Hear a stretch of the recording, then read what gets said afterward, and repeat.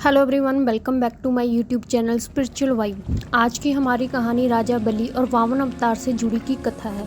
वामन देव भगवान विष्णु के अवतार थे। असुरों के राजा बलि ने देवताओं को युद्ध में पराजित कर दिया था और स्वर्ग अपने कब्जे में ले लिया था। बलि की वजह से सभी देवता बहुत दुखी थे। दुखी देवता अपनी माता अदिति के पास पहुँचे और अपनी समस्या बताई। इसके बाद अदिति ने पति कश्यप ऋषि के कहने पर एक व्रत किया, जिसके शुभ फल से भगवान विष्णु ने वामन देव के रूप में जन्म लिया।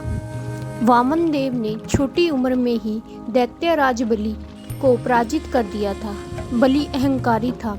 उसे लगता था कि वह सबसे बड़ा दानी है। विष्णु जी वामन देव के रूप में उसके पास पहुँचे और दान में 3 पाग धरती मांगी।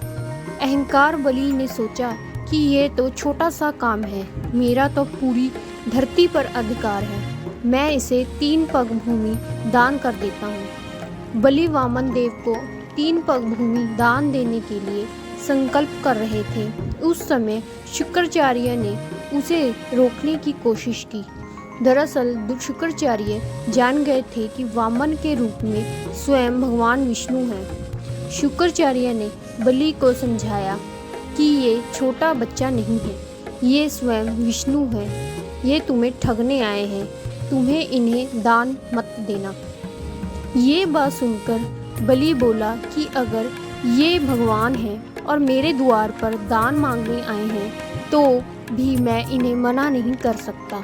ऐसा कहकर बलि ने हाथ में जल का कमंडल लिया तो शुक्राचार्य छोटा रूप धारण करके कमंडल की डंडी में जाकर बैठ गए, ताकि कमंडल में से पानी बाहर ना निकले और राजा बलि संकल्प ना ले सके। वामन देव शुक्राचार्य की योजना समझ गए। उन्होंने तुरंत ही एक पतली लकड़ी ली और कमंडल की डंडी में से डाल दी, जिसके अंदर बैठे शुक्राचार्य की एक आंख फूट गई और वह तुरंत ही कमंडल से बाहर आ गए। इसके बाद राजा बलि ने वामन देव को 3 पग भूमि दान करने का संकल्प ले लिया। राजा ने संकल्प लेने के बाद वामन देव ने अपना आकार बड़ा कर एक पग में पृथ्वी और दूसरे पग में स्वर्ग नाप लिया। इसके बाद उन्होंने राजा से कहा कि अब मैं तीसरा पग कहाँ रखूं। ये सुनकर राजा बलि का अहंकार टूट गया। तब बलि ने कहा कि तीसरा पग आप मेरे सिर पर रख सकते हैं। बलि की दानवीरता देखकर वामन देव प्रसन्न हुए और उसे पाताल लोक का राजा बना दिया। तो इस तरह वामन देव ने राजा बलि का अहंकार को तोड़ा। जब भी कोई व्यक्ति अच्छा काम कर रहा हो तो उसे रोकना नहीं चाहिए। इस कहानी में शुक्राचार्य राजा बलि को दान करने से रोक रहे थे। इस काम की वजह से उन्हें अपनी एक आंख खोनी पड़ी।